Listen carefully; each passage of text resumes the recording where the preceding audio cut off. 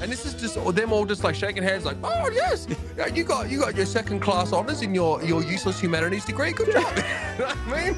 Throw to the guy on the right, Scott. The guy on the right is open. Oh, okay, let me throw. Right, that ain't happening in football, like right? It would be helpful. Coaches are not allowed to communicate with teams at any time during the match. Like the match starts, the coach off, and then it ends. Sorry. Bring him back. Oh, my man. Oh, man. Paul, man, I'm here for you. I believe you. Yeah, this. Welcome back, everybody, to the Breakdown. Today, it's the 2nd of February. That's right, wake up, or the year's going to leave you behind. I'm Mitch Leslie, joined here on our weekly recap of gaming and esports in general with Scott Smith. SirScoots, good to be back on the show with you, mate. How are we doing? We are good. We are good. Nice to see you again this week. Unfortunately, if you're showing up thinking our boy Hector's showing up for an interview, last-minute issues came up with our boy, had a delay. We will be seeing him next Wednesday. Hector, owner, operator, all sorts of things, Optic, you name it, Pine Park. But we're going to deep dive into him next week instead of this week. But we still got plenty of show. We're going to have a packed show with Hector. Still got a packed show. I'm doing good. Did you have a good week? You were busy. You got a busy VALORANT week, that's for sure. Yeah, I think obviously VALORANTing was a busy show yesterday with a lot going on. The VCT NA sort of open qualifiers happen over the weekend, and you know there's only 8 spots in open qualifiers that are sort of open. So yeah, we've had a bunch of drama as well around that in NA, which is good. I mean, I haven't had to worry about Overwatch stuff yet, so that's been nice. So I've been focusing on VALORANTing and obviously, yeah, just trying to get back into the routine a little bit here, Scott. Look, Hector's obviously going to be a great interview. The guy's mad busy, which is sort of fine, but you know, it will be a fitting way to like start off our series of guests on the show. I think it's worth waiting for, right? We can definitely sort of wait a week. But hey, if you're in the chat, you got questions for us, or if you have questions for next week when we talk with Hector, if you can think that far ahead, you're a gamer, so I'm not really sure.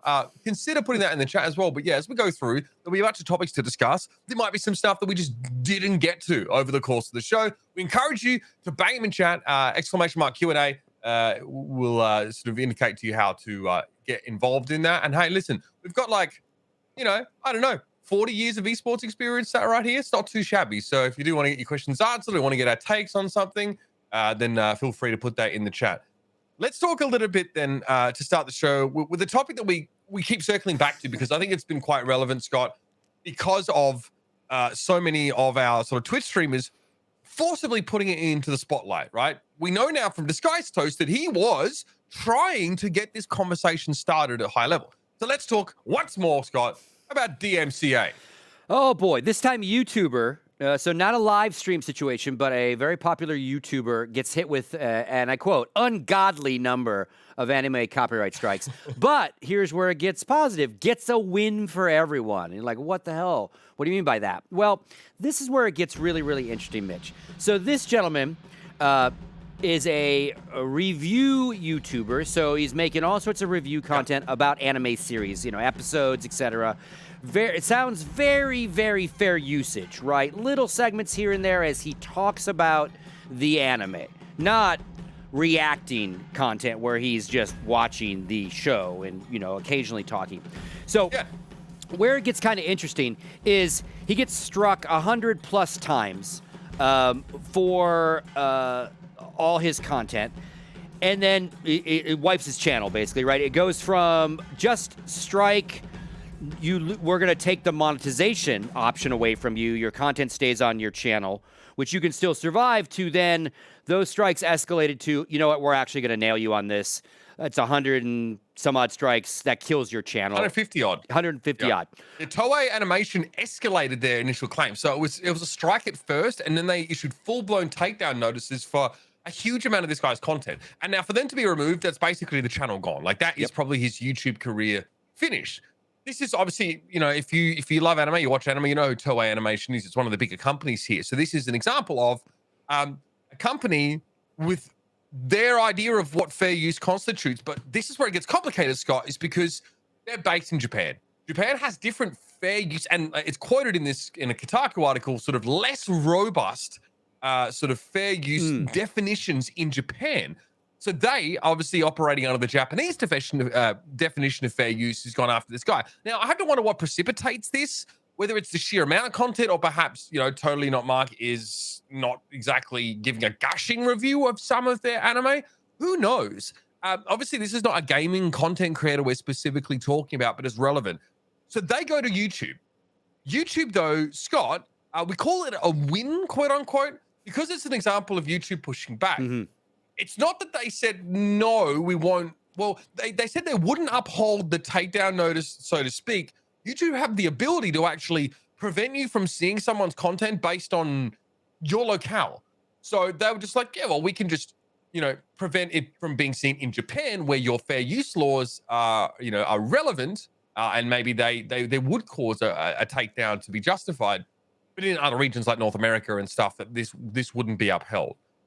This is, I mean, I suppose it's interesting because Toei are choosing to go after this guy for reviewing their anime when Disguised Toast is literally sat there watching a whole fucking series of Naruto, watching a whole ton of Death Note, and he's not reviewing the anime outside of the typical fucking collection of gamer grunts and fucking reactions.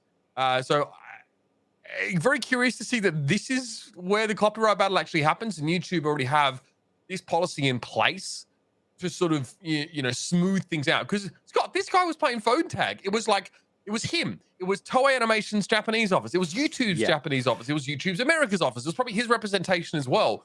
An absolute mess when you're trying to deal with these things internationally. Yeah, and I think the can of worms that I guess YouTube has opened for the greater good of possibly their content creators is that they're willing to fight this on possibly a region by region or country by country battle when it comes to where stuff is hosted, seen, etc. As you said, Japan, fair use non-existent as a term legally, so to speak. So they have the iron will to knock. Nintendo notoriously defends their stuff, their IP, whenever they can. So, but YouTube saying, you know what, we'll abide by your laws there, but at the same token, we're gonna abide by the U.S. law and keep the shit on over here, is a great thing for content creators. But it's making YouTube's policing and their content ID system, like, once you start doing that, do you have to really do that? Or is it going to be a squeaky wheel, a big guy like this, lots of strikes, or are they setting policy, I guess, that they're going to look at all this on a region by region, law by law basis versus a global? Twitch could never really do that, I don't think. While they have different servers where they might host a live stream, can they geo lock something live? And you could be watching it live in Germany on Twitch, but if I tried to tune in, I couldn't. I wonder if they have that ability too. I mean, look, you probably could do that. This technology exists on a smaller scale. Like, a good example is like trying to watch the NFL. Oh yeah, sure. Regular TV does it all the time. If you have like the NFL app or whatever, you can actually watch NFL if you're international. And I don't think you have to, but yeah, on the NFL app. But here, even if you pay for the NFL app, you can only access like VOD content because the live broadcast of the NFL is licensed to linear TV and direct TV and stuff like that. So if you're in America and you have if you're paying for like an NFL app subscription, you can't watch the fucking games. You have to VPN to sort of watch them, I think. Very interesting. Look, does Twitch have this like enacted? I don't know. They're probably going to have to do it though, as we start to get like, the international sort of entities that start to, perk up a little bit about fair use, because gaming's going to keep getting bigger. This platform is probably going to keep getting bigger. What I want to see what happens is when an American corporation targets an American streamer on an American platform, I want to see what happens there, because we don't have to fucking extradite our laws or anything like that. It's going to be much more of a contained scenario. Yep. But that doesn't seem to be happening. No. They still don't really seem to give a fuck, Scott. No, and again, maybe they see it as it's not worth the battles and that extra shine, oh, well, they wouldn't have known about Gordon Ramsay if they wouldn't have watched all those Master Chefs. Maybe they're still thinking it's too... music used to not care about the internet till they really cared about the internet, right? Music rights and... Yeah, I mean, until Lars Ulrich said, hang on, my piece of the pie is getting eat up by all you fucking gremlins on Napster. We'll see when they start caring about Twitch. So very, very interesting. And again, I think kudos on YouTube for willing to go to bat for that guy and again, kind of draw draw some new definitions in the sense of being able to appease both sides. In Japan, turned off. Everywhere else where it's fair use, still legal, still viewable. We'll keep an eye on it. But yeah, I think they're opening the can of worms. But maybe it's a good can of worms in that sense. All right, our next topic, though. Speaking of big corporate stuff, another development in the acquisition world. I would say another console company, but obviously Sony is far bigger than a console company, and Microsoft is far bigger than a console company. Sony buys Bungie, $3.6 billion this week. And again, as we've talked about since we relaunched the show, IP, intellectual property, rights of the stuff you make and own, whether you're Riot and the League of Legends characters or whatever. Sony, big buy around Destiny, everyone is saying, right? The franchise of Destiny, the platform of Destiny, if you will, as a service, is like the big pitch here. I don't know what else Bungie is doing. I also find it funny that Bungie is the original Halo, but now Microsoft has Halo with a different company, but now Bungie has Destiny with Sony. And here's a little pie that someone tweeted out the other day I grabbed. I like looking at the various ways people show the corpo consolidation of the games world or the food world or whatever. So here's another way to look at it, the slice of the pie. You brought up an interesting point, Mitch, about this outlier to the far right. Endbringer. Well, this is obviously a graphical representation of the umbrella of titles under each of these groups, but it doesn't, unfortunately, it's not intuitive in that it doesn't really represent market share of any of those properties. It's just, I think this is just split, this pie, by literally number of properties. You know what I mean? So I don't know, like how much it's going to really tell us here, because Ubisoft is just all their fucking subsidiary studios, right? Still, look, interesting to visualize. And the Embracer Group, it looks like a lot of like indie sort of studios. It's quite possible that there is like an agency that exists for indie studios to sort of publish titles through, and so to prevent them from having to do it themselves, because obviously publishing requires a hell of a lot of like promotion, packaging, marketing, all that stuff that sometimes games studios don't come out of the box with. Like, good example is Hello Games, right? The guys that made No Man's Sky, just like they were literally an indie game dev company, and then Sony, I think it was Sony, bought them, and then Sony was the one that published games. Sony was the one that overpromised on a lot of what No Man's Sky was supposed to deliver, by the way. This is why it was considered such a disappointment. Hello Games didn't want to make too many promises, and Sony was like, no, we're promising this, and this about the game. And then they're still doing, like, years later, 4 or 5 years later, Hello Games are still working on trying to make No Man's Sky into what Sony said it was going to be. But I digress. Yeah. I find this a very interesting acquisition, not because it's necessarily a reactionary response to, Activision getting acquired, although, ironically, Activision and Bungie had like a bit of a schism, right, with this whole Destiny situation. So it seems they've all like it could be a little bit basically one way or another, or slept with each other or something, Exactly. But isn't that gaming for you? Here's what's important, and I read this article. This is from IGN, and I read up on this because it's not like, oh, yes, we're acquiring this game development studio in order to stake our claim to the metaverse, bro. This is actually a play for live service games. Sony don't have a lot of first-party games. They don't have a lot of live service games. Now, to be very clear, there's a huge difference between a live service game and like a singular title, one-off release, like every fucking Call of Duty game, right? Like, you develop a game over time, you release it, you patch it in the first couple of months, and you fucking let it go. Then you bring out the next iteration the next year, and the next year, and so on and so forth. Live service games are updated with new content over time, and they make a ton of money from in-game add-ons and in-game purchases, and they can release free-to-play, so it's a really accessible model, and then you can entice people to make purchases. It's basically how a mobile game works. Almost every mobile game is free-to-play with, like, premium content inside that eventually, players get enticed to sort of to spend on. Here's an interesting quote. This is from the CFO of Sony, Hiroki Totoki. There we go. Sorry, Japanese gentleman. In their latest earnings call, he said, from calendar year 2014 to calendar year 2021, the size of the global game content market doubled, driven by add-on content revenue from live game services, which grew at an average annual rate of 15% during this period. And they expect that trend to continue going forward. So this is, and I was talking about this in my Discord yesterday, this is an investment into live service games. And obviously, Bungie, that's what Destiny is, right? Destiny's a live service game, Destiny 2 at the very least, right? I don't know if there'll be a D3, but they keep releasing expansions, patches, content. People who are proponents of the game, who love the game, continue to purchase this content, right? You make much more than just a single release. And it appears now, Scott, we have the data to suggest that a live service model is much more profitable in the long term, as opposed to having to churn out new IP all the fucking time, or in Sony's position, act as publisher to a bunch of disparate sort of development studios in order to push their game out. So they want to be first party here now with the acquisition of Bungie, as opposed to being just publisher. They want to be dev as well. They bring in a seasoned live service game a studio like Bungie, and they want to compete in that space. I believe that's the way to go. There's a reason why COD has been getting shitter and shitter every single year. You know what I mean? Yeah. Overwatch should never had an Overwatch 2. We can all agree it should have remained the live service game that was promised by Jeffrey Kaplan until Bobby Kotick decided to turn it into one of his fucking shitty Ponzi scheme series where it's just one game and then a sequel and then a sequel. Like, that is not, especially if you love esports, that is not what you want, right?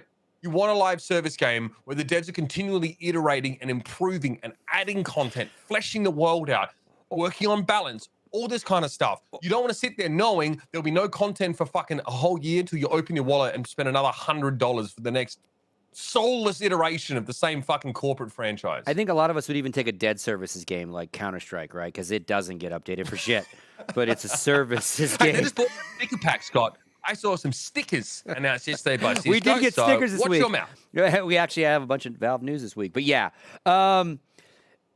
And like you said at the top of this news story, this obviously wasn't oh my God, Microsoft just bought Activision Blizzard. What the fuck? Get the wallet out. Who do we go buy? All these things take months and months and months before we hear about them. So this has probably been going on for a very long time. Now, it doesn't mean that it doesn't help when you're in boardrooms going, okay, our competitor in these spaces is also making these kind of moves to solidify these kind of things. We should do similar things too. Yeah, now can I get a PlayStation 5 though? That's what I want to know. Like, how's the supply chain? Did buying Bungie make it easier new console, for me Scott. to get a goddamn You just console? play on the same fucking console. Yeah, and also, I guess to clarify, no one in chat's talking about it, but they came right out and said, hey, just because we're buying Bungie doesn't mean we're going to make Destiny 2 exclusive to the PlayStation. That's not what this is about, it's a terrible idea. I mean, even Microsoft didn't say that. Microsoft still said that they'd be distributing content on Sony, that there might be some quote-unquote exclusives via Xbox Game Pass, but that they wouldn't just be like gating the actual content. So because to your point, you kill your own services. Your game is a service if you literally limit where it can be played. That's just dumb. Yeah, what are you trying to do? Do you think you're really going to sell more consoles or just have less people playing your game? Like, do the math. Yeah. And I'm sure the math exists, right, for these people. But look, it is an odd time. And, I want to know what you think about this, Scott, because we talked about monopolies before. And it feels like the games industry is consolidating, right? With all these large studios being acquired by even larger corporations. Is this healthy in general? And even specifically for games in general? If you're a games enjoyer, maybe you're an esporter as well. Is this cause for concern, or is this another day at the office in fucking post-capitalist gaming world? Yeah, I mean, I think there's a couple sides of it, right? And there are some pros and cons. So the pros would be, if you're a smaller game dev, smaller game publisher house, maybe one of these that are under the Embracer side, and you're getting that extra logistics support, you're getting some VC money, you're getting some help to help your little fledgling indie company go up against the Bungies, etc. And without that parent company that's got the money to spend on you, you wouldn't exist. Then maybe that's a pro, because now you're able to create and you do exist, right? Survival of the fittest works when the little guy can at least get a little chance to kind of survive. But eventually, if all that money consolidates into just a few, we're going to end up like a lot of the rest of our corporate and tech world, where it's a few giants who own everything. And then you just hope that the ones that own everything don't have anything to do with what this little company down here does even though they're owned by the same company, right? Food, the food we eat is owned by 5 or 6 companies. Everything we drink is owned by a couple companies. Everything else we consume and buy is sold to us by 5 or 6 companies, depending on where you live. So it makes sense, but I think eventually the negatives will outweigh because those little indie guys get squeezed out. They stop existing because when you get that big, you don't care about the little indie guy being creative. You care about the spreadsheet about the little guy. And if that spreadsheet ain't what you want to see, the little guy's gone. It doesn't matter that he's making some really cool, diverse game that everyone on Reddit wants. Nope, last quarter, last year, terrible numbers. Sell that shit off, right? Gordon Gekko, that shit. So I'm a natural cynic, Mitch, as you know. So I definitely look at consolidation. Sure. That's what we talked about in Counter-Strike. Too much consolidation. You go from an ecosystem that's kind of nice and competitive and you want everyone battling to like one to rule them all and then they can do whatever the fuck they want. We definitely don't want that. And again, I keep laughing at this fucking part. And I found, I saw this tweet. This is my chart to throw on the show. And then this Ubisoft thing. Right. I think someone from Ubisoft. I'm just saying, I think Ubisoft made this chart. I think someone at Ubi made this fucking chart to make them look like they're just as big as everybody else. Because it's literally just. I think it is definitely. It's like a small dog barking really loud. I didn't even notice it till yesterday. We learn at school about like how to interpret statistical representations and how to sort of identify how framing and biases can sort of be used in like a marketing. This is exactly that. You know what I mean? Now let me bring something your way. Are you trying to tell me that? All right. Back to the question of consolidation, right? Because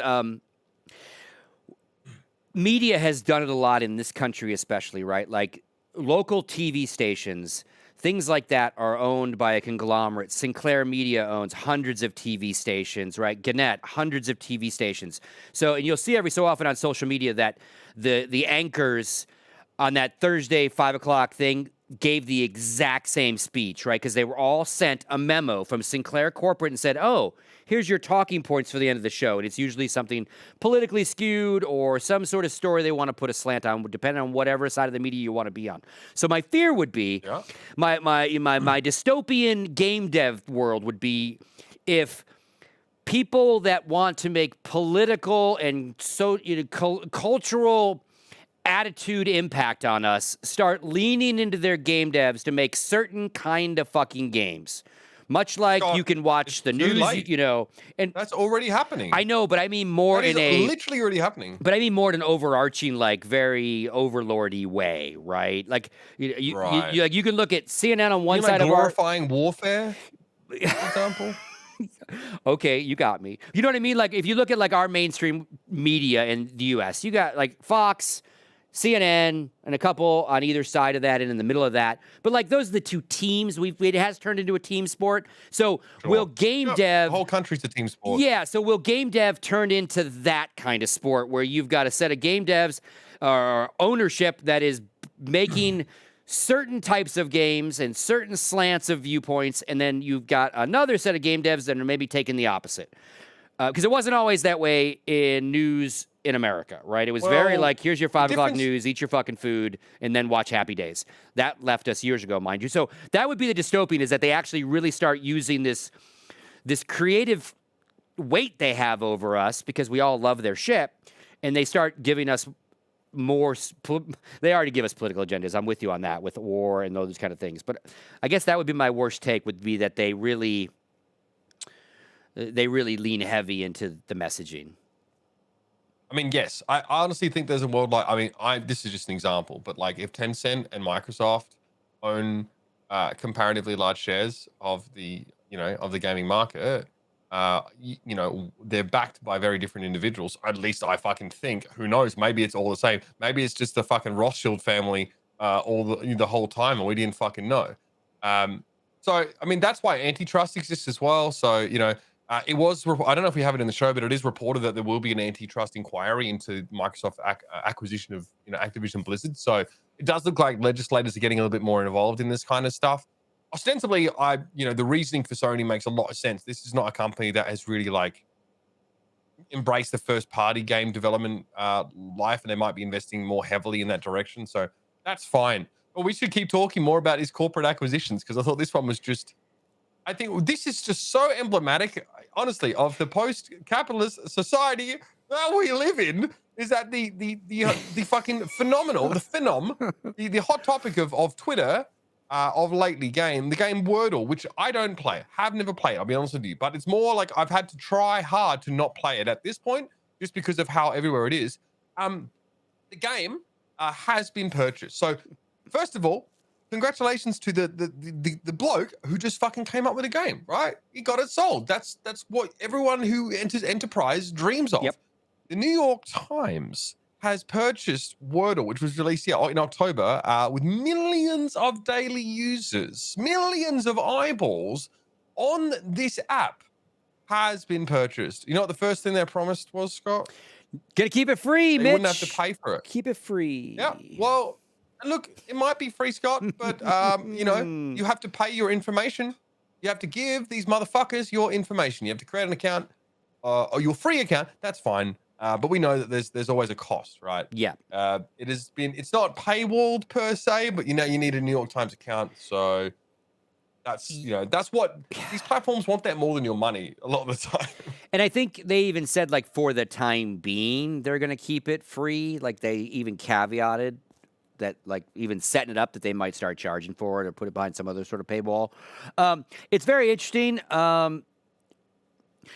It's the only phrase I've ever banned on Twitter because I got really fucking tired. Horribly tired of my timeline every day being more Wordle than anything else. I'm like, I need better fucking people following me. Jesus fucking Christ. No offense if you play Wordle and follow me. I'm like, how do I get rid of this? I don't want to see Wordle anymore, man. I thought about NFT, but I kept that because you got to keep abreast. Because, you kept that. Crypto land, man. I got to keep my eye on the pulse of shit. Crypto land, dude.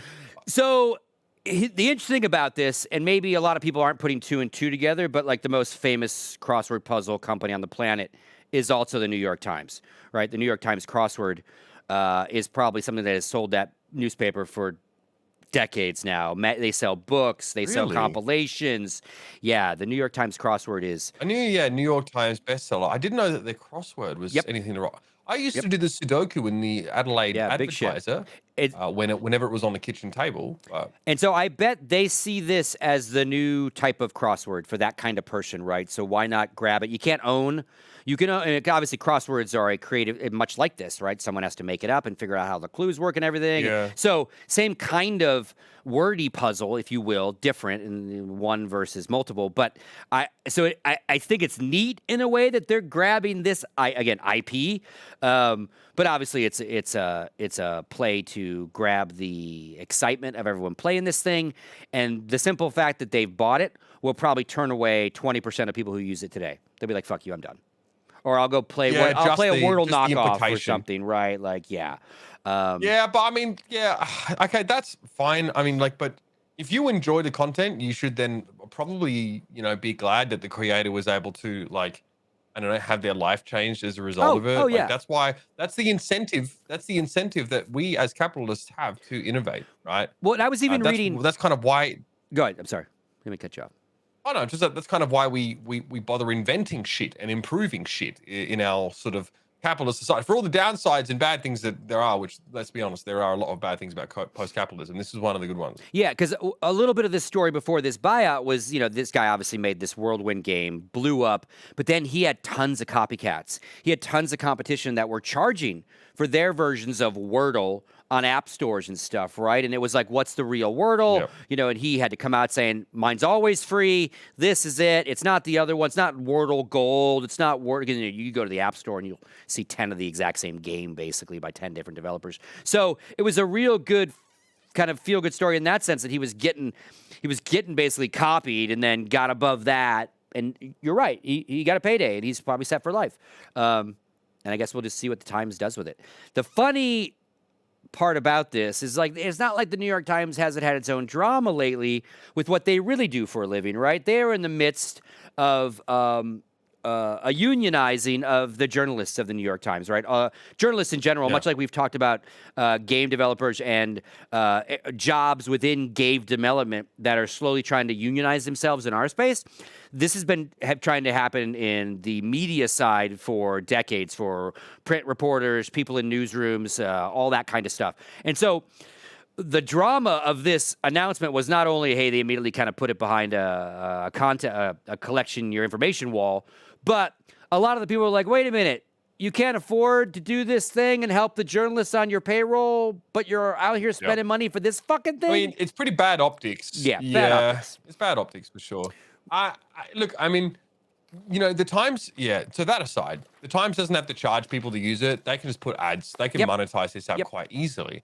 I don't know if the original Wordle had ads or not. I don't know how the fuck old mate was like keeping the lights on.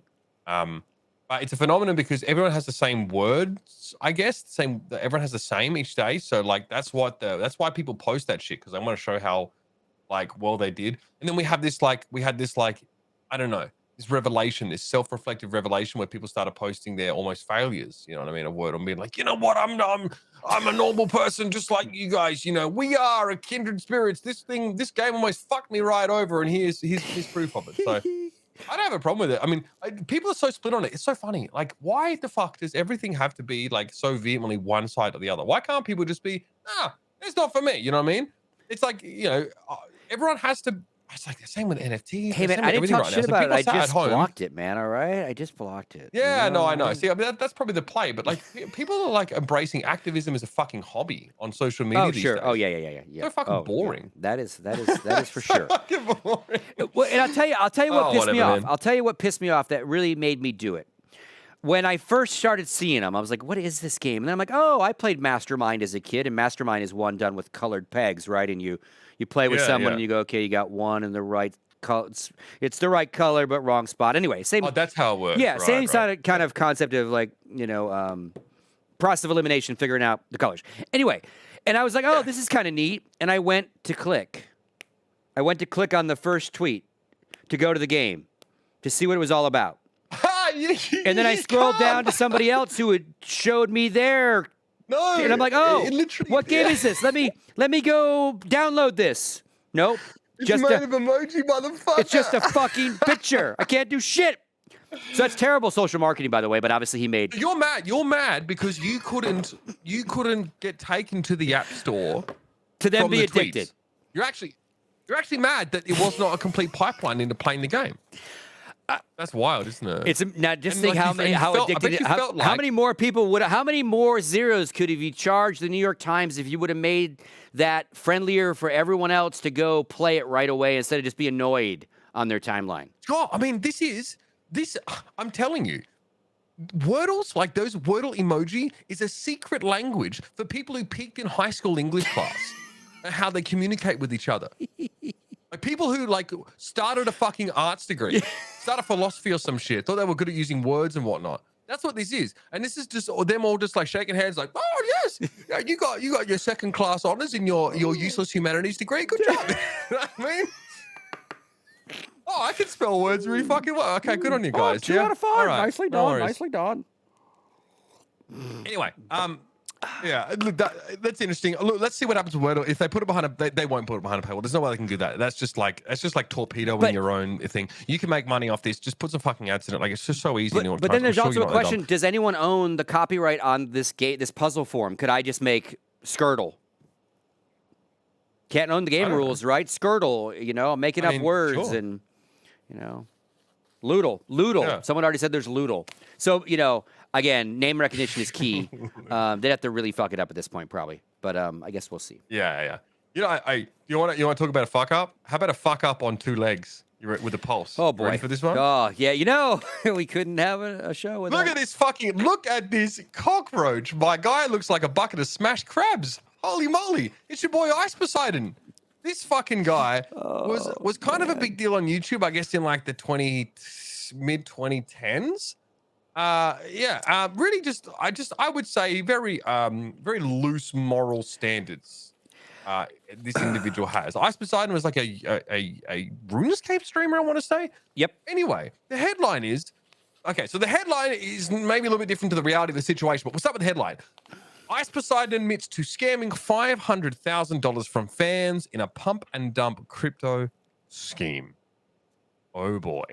Now, just to be very clear, a pump and dump scheme loosely is, I have an asset. It's worth $1 right now, but it will go up. Trust me. And if you guys all buy more, it will go up even more.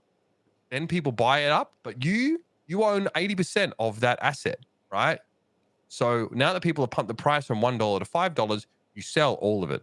Now the price crashes to 50 cents. So everybody loses money, but you make it. It's called turning schmucks into exit liquidity. But so I mean, it's a scheme, and this guy is like mad dodgy. Scott, basically, it's a project called CX Coin, and the idea behind it, from Ice Poseidon's perspective, and look, I've read the white paper. It's not much of a white paper to read. There's not a lot of technical stuff. The tokenomics is like very vague, but it's supposed to create a platform to donate cryptocurrency to your favorite streamers, right? Again, things that we don't really need, but we just seem to have. Maybe in a world where everyone has like a MetaMask wallet hooked up, and they're like, they can just, it's more convenient for them than like using their credit card to sub. But I just don't see that happening. There's also supposed to be an NFT marketplace. Like, we need any more of those. And a game, probably a game that was based on, I understand, using the CX coin as an asset to gamble with. It's just a gambling game. It could have been, there's a world where it could have run like alongside, like, how we have Twitch predictions, right? You could run it like alongside that. You could use like an illegal plugin and let you make preds, and you can bet the CX coin, and you can actually turn those channel points into fiat currency potentially. Gotcha. I can see that happening. That's the idea. The token that underpins the project is called CX coin. And old mate's like, yeah, I mean, I took about, I think I took 500 grand out. He says, he bought a Tesla and then pocketed the other 300K. And obviously the coin is not worth very much anymore. Articles are saying the coin is worth nothing. The coin has never been worth much at all. There was a period where it went from 225 to the power of 10 to the negative $8. And then it went up to 225 to the power of 10 to the negative 7. So, I guess like a factor of 10, if I'm not mistaken here. It's hard to say. There's so many zeros, I have to count them. Yeah, essentially the price got pumped up, and then a large amount of it got sold. That's the underpinning scenario here. But the guy gets interviewed, Scott. Literally, like, guy. So CoffeeZilla guy, I don't know if this is what he does normally or if it's just something he cared a bunch about. He interviewed the guy. Do we have sound for this or no? We just have the. Yeah, we do. Okay. We have. All right, Scott. I'll let you weigh in on this, but I want you to hear his reaction following this. So here's Coffee Break, interviewing the Ice Poseidon. You want to keep the money that's not yours, that you took from the project, even though you failed to deliver. I mean, I'm not really sure what you want me to say, but yeah. I'm trying to get you to return the money because it's 100% still available, and you could do that. If you want the answer, yeah, I could give the money back. It is within my power. But I'm going to look out for myself and not do that. So, Scott, essentially, he's said, here's a project, invest in it. I believe it in the long term. People invested, then he sold a bunch of his CX coins so he could make a profit, thereby crashing the price. People are calling it stealing and stuff like that. I mean, he tricked people into investing in something that may or may not exist. None of this is, I think none of this is legally binding. So he's just basically found a bunch of people who didn't do their research or just thought they'd trust Ice Poseidon. He leveraged his reputation, what's left of it, and then sold his stake. He basically just made money off a bunch of people that invest in the wrong project. So I don't know if these people aren't getting their money back unless he chooses to give it to them, essentially. This talks about him taking a portion. LP stands for liquidity pool. It's the money that is in the tokens, right? He's saying at the time that he sort of took a portion of the LP, there actually weren't too many people that had put a ton of their own money in. It was just a lot of people with a little bit, I assume. He said the top holder had 15 BNB, which is Binance Smart Chain. It's like it's Binance's sort of token. If you want to get like kind of funky crypto, weird, edgy little like shit coins, you need to go through BNB a lot of the time because Binance has like a bunch of different coins through. You can use Pancake Swap or something like that to swap your coins away. So he was basically saying there's a lot of money here, but it was just actually a lot of people with a little bit of money. So I took some of the liquidity pool, and the buyback function. Essentially, this is how he was sort of saying that this would be a worthwhile investment getting into the coin. So I'll try and make this very clear. Basically, there are fees with transacting with a certain coin, right? You can sort of stipulate them when you create the token.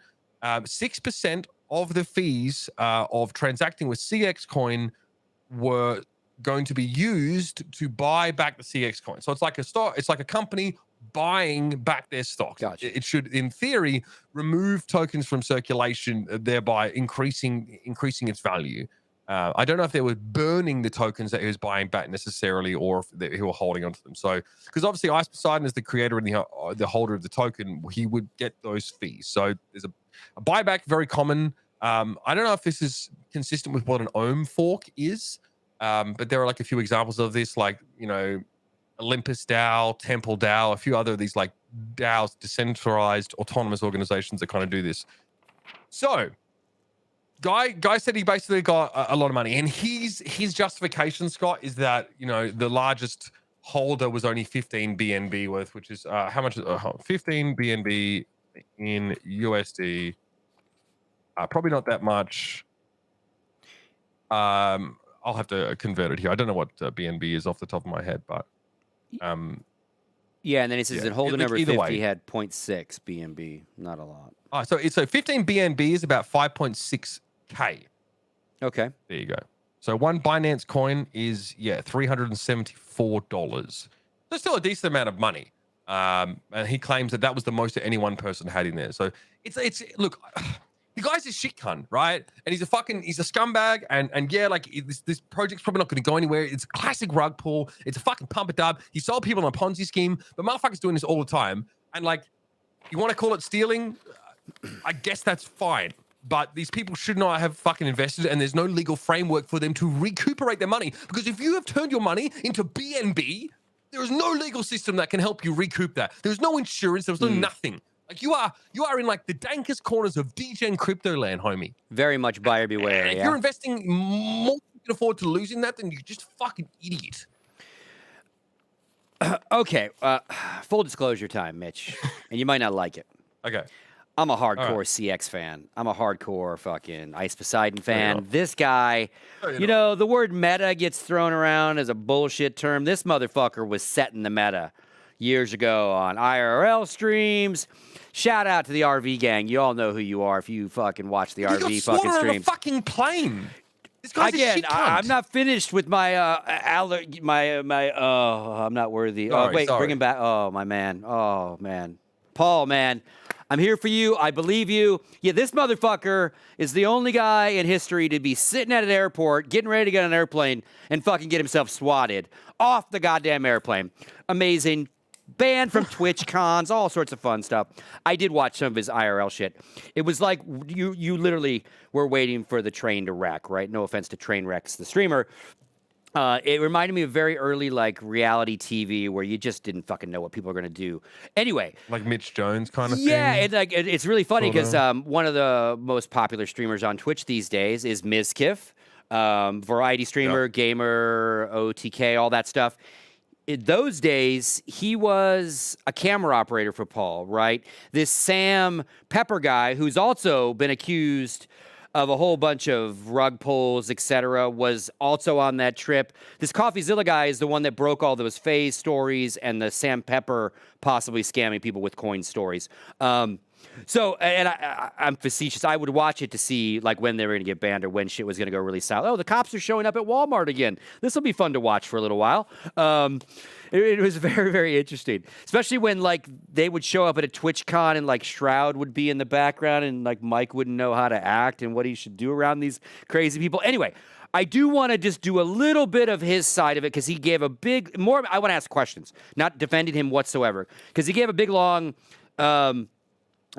dissertation as to why it wasn't a scam. But I don't know shit about crypto, so I want to ask you a few things and help me understand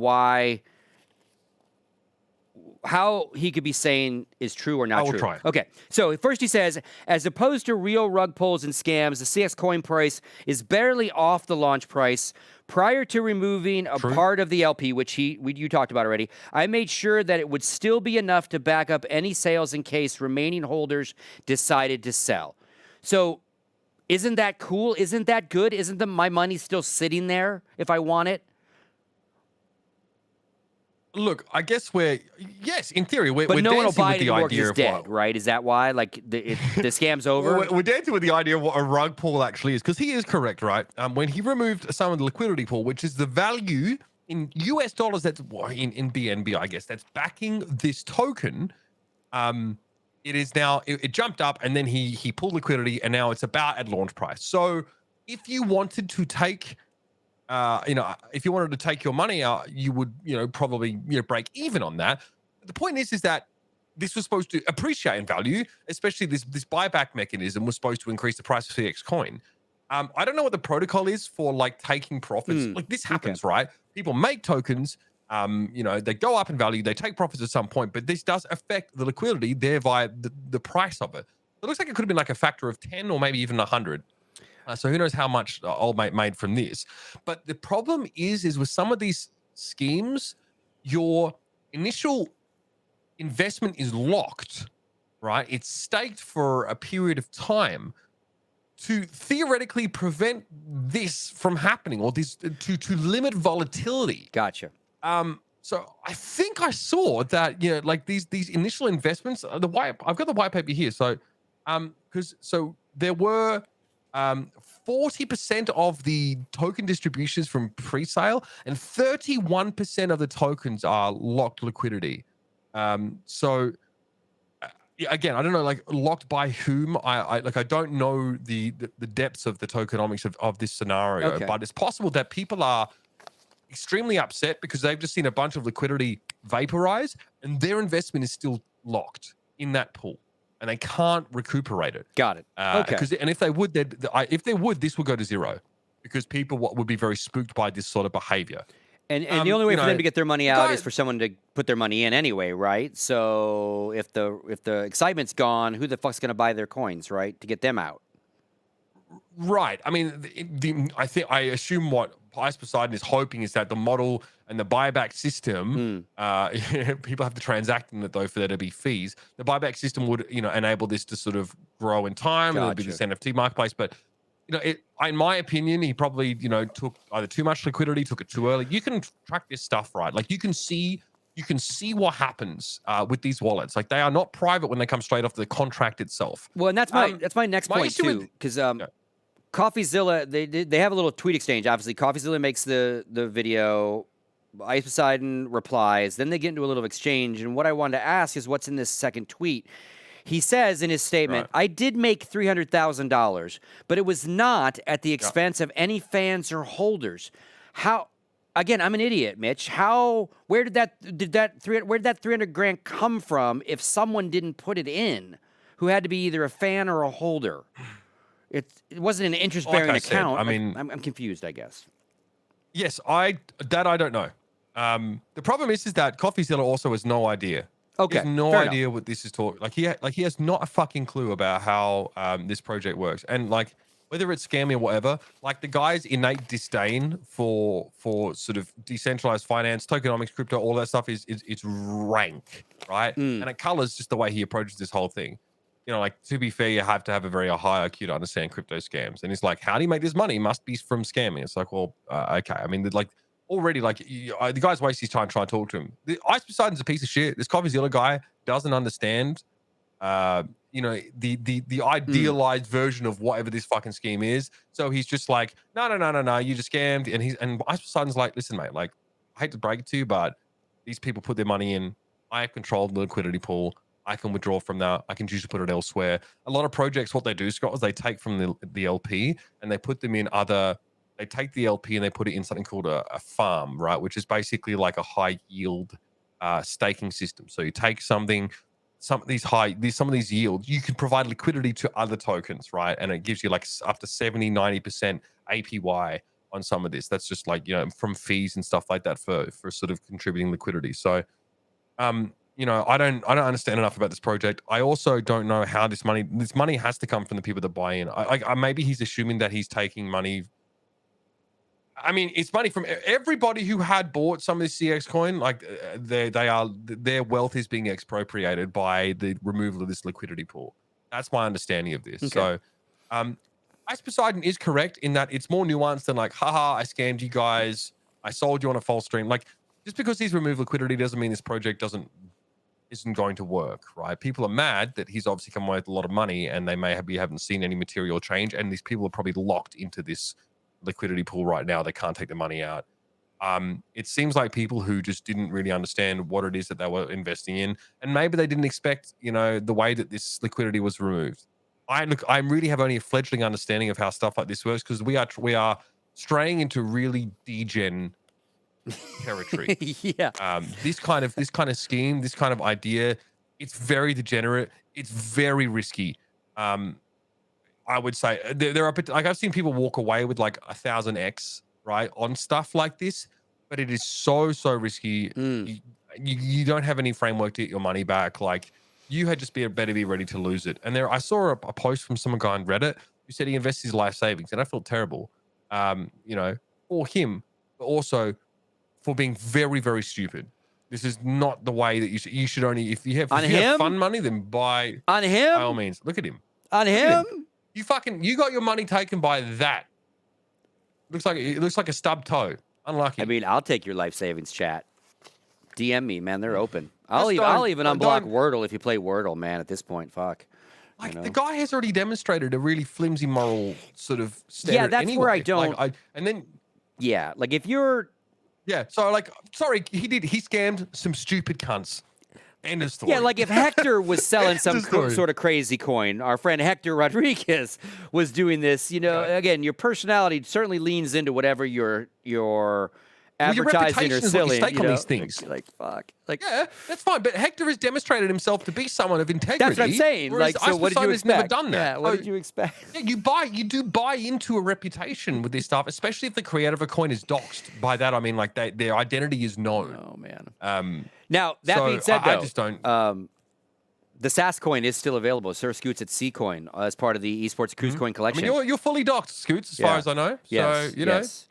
If we can show that website, that'd be great. I will keep filling until we go to esportscruisecoin.com. That is esportscruisecoin.com. Everyone say it with me in chat, esportscruisecoin.com. Daniel's like, this motherfucker. Everyone spam Daniel's emote in chat. The SAS coin, esportscruisecoin.com. We're going to have a doc. Did I tell you? We had good talks with Cryptoland folks. They needed some help with the doc.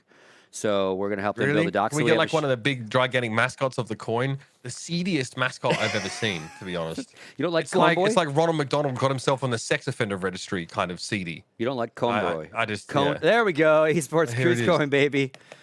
You too can be on our next. Damn. I mean, how is it? So, what are the fluid dynamics of that amphitheater? I want to point out the key part in the middle of our marketing materials. No scammerino. Right. Can't be understated. I love Mitch. this. Why us? Gaze into those eyes above and you will have your answer. The founder of SasCoin is a pillar of the esports world and a VIP amongst cruise line as well. How many cruises do you go on? Oh, I don't know. I see you've been on at least one. I've been on like 5 or 6 probably in my life, give or take. 6. All right. Yeah, no, you're a VIP of the crew. I mean, compared to the average esporter who's been on a sum total of 0. So, I trust you. You're an authority. And I want to point out that we were way ahead of the coin game. Long before Rally existed and all these other bullshit coins, we were ahead of the game. Maybe two ahead of the game for our own good. Anyway, still available. I guess, it's like Icarus, man. You flew too close to the sun. Too close to the crypto sun. All right, that'll do it for the first half of the show. When we come back, we got more to talk about, though. We're going to jump into the Counter-Strike news. PGL doing another major, back-to-back majors for PGL, and a couple other topics and questions. Get your questions in. See you after the break. All right, welcome back to the second half of the breakdown for show of February 2022. SirScoots here, as always, joined by Mitch, as always, UberShouts. Second half of the show, more IP talk. Top of the hour, we're going to talk about Riot right off the bat. Big announcement. A TV show has been talked about many years on and off, happening, called one thing, called another. Recently got announced again with Paramount Plus being behind it. And here we go. It is basically a docu-comedy drama series. So not documentary, not real players, not actual League of Legends, LCS, anything like that. Fictional. Even though you could be forgiven for thinking they might be. They look just like it, except for that keyboard. I don't know about the keyboard, and they're all different keyboards, but that's very much a. Yeah, he's using a membrane keyboard in the current year. Oh my days! I know, man. Oh my giddy aunt! And again, this was tweeted, quite a while ago. I think it was announced in August, and it seems like Funny or Die has been noodling on a League of Legends comedy type show, gamer type show for a while. And so now it's been announced. And the first thing I brought up to Jason was, and when we talked about it, it's kind of funny. And again, I'm all about the game developers figuring out how their IP goes elsewhere outside of the game itself, right? So this is obviously Riot's involved in this. They're getting paid for League of Legends to be used in this, right? They have probably creative control, all those things, which is nice.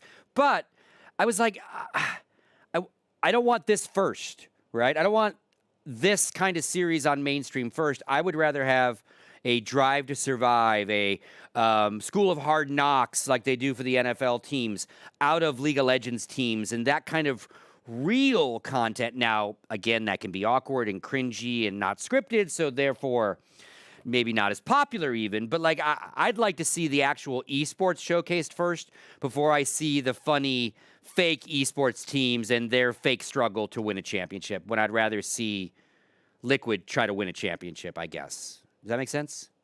And there's room for both. Don't get me wrong. It does make it does make sense, I think, from a perspective of someone who holds esports in very high regard and treats it with a bit of sanctity. But fuck you, Scott. I got it. I'm with you. No. I tend to agree, but I think I understand why this actually might be more effective for us, because people who don't understand esports and gaming don't take it seriously anyway. So if we put something in front of them that is very serious, and we have, like, obviously there are such high stakes in some of these scenarios for these esports players, they'll be quite discordant, I think, to try and get people to understand why this shit matters so much. I think that Riot is probably understands that, like, cultural impact feeds adoption of their game, which is why they want to I think they're probably interested in being part of something like this. But I think this is not a bad way to ease people into the idea of this actually being a thing. It really depends on how everyone in this series is portrayed, but comedy or otherwise, putting this on people's radar and maybe sort of giving them the idea that this exists might better pave the way for us to then put something out that's like very serious, very dramatic, very like and then people might actually be able to intuitively like interface with some of the concepts that get brought up. Crazily enough, because we've already sort of done a series like this for the fun of it, right? A sort of a more comedy based thing. Just because, again, I think having some cultural real estate, some cultural relevance, I think is quite beneficial when getting people acclimated to this concept, which is still very foreign to a lot of people. That's at least what I hope. And that's a very... It's just a counterpoint. I don't know if I disagree with you No, it's in a very... It actually possible. Makes perfect sense. It's a very adult take, and it's a more of a mainstream offering if you do this versus you make it hardcore sport. And I guess I'm just seeing what Drive to Survive literally did to that sport, or what it seems to have done to that sport's popularity. I'm like, well, God, if you just did that with a League of Legends team... And again, they don't relate, so I like your people got why F1 mattered, right? Yeah, they got why. Like, I think they were intuitively able to understand that this shit, like, that people cared about this, and they could understand why. And I guess I'm also it's trying like to nerds. You know how nerds became cool somewhere in like the year 2000 onwards or something like that. Probably because of things like the Big Bang Theory. I know we don't want the Big Bang Theory of esports here, but this sort of it put like being a nerd and sort of being interested in that kind of stuff a bit more into the spotlight, comic books and and cartoon and all that sort of shit. So I would hope that like having a larger footprint culturally will help people be more open-minded to this actually being something that's serious and not just a piss take. Yeah, and I guess there's something to be said if you can make enjoyable and successful content around a sport, around an idea that isn't really about the sport, isn't really involving in the competition, then you can do some. And what instantly comes to mind would be Ted Lasso, right? That has probably done more for soccer, for non-soccer fans, football, but none of that's real, right? In the sense of like it is very fictional, it is comedy, it's not following a real team.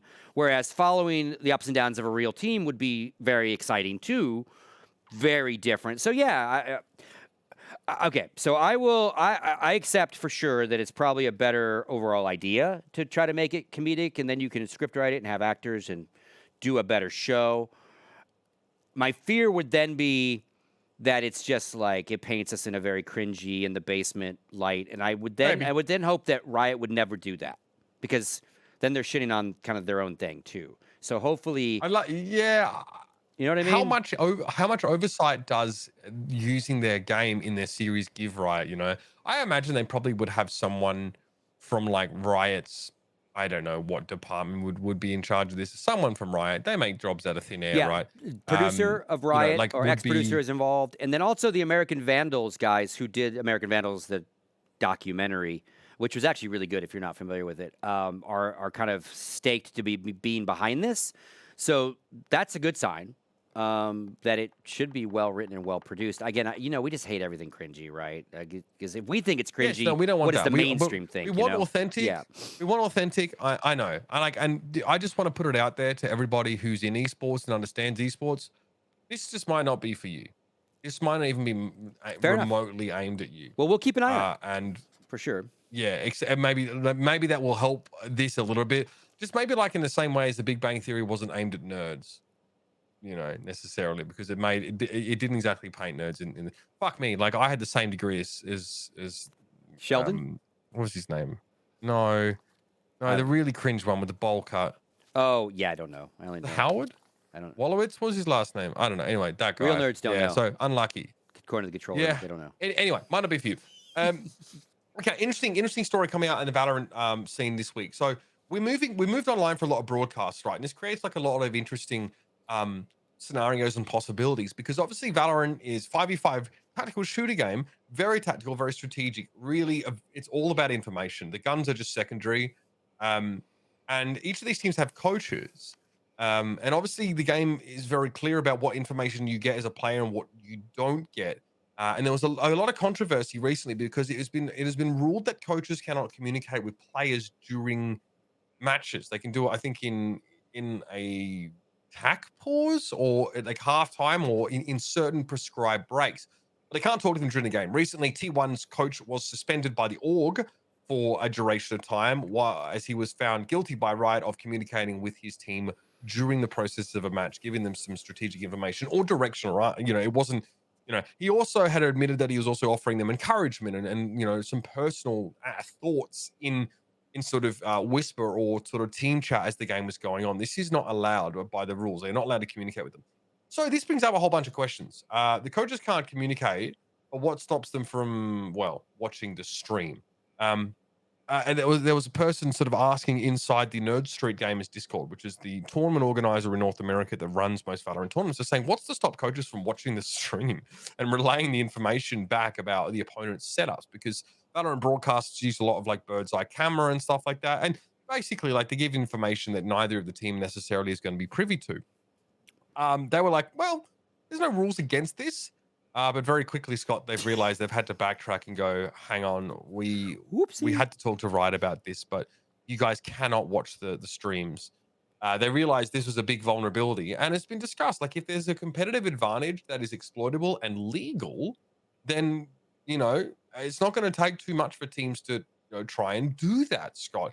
Mate, you're from Counter-Strike. We can talk about seeking competitive advantages and sort of the moral, looseness of that. But I want to get your thoughts here, because Counter-Strike had a gigantic scandal about coaches cheating with that coaching bug. So I'd love to get your thoughts on whether this is like the opening of Pandora's box for Valorant or no. I mean, again, Riot is learning real quickly what it's like to manage an admin a tactical FPS, which is quite different than a top-down MOBA game. Just the shit you have to worry about, the kinds of cheating, the kinds of exploits, just totally different. And we've been through this. Like, this is Groundhog Day for anyone who's a Counter-Strike fan, and it's been ongoing, the debate over the importance of coaches in Counter-Strike, if they should be in Counter-Strike. Valve is not a fan of coaches in Counter-Strike. Valve is a very pure-minded company in the sense that we made a game that's 5v5. You and your mates play 5v5 at home.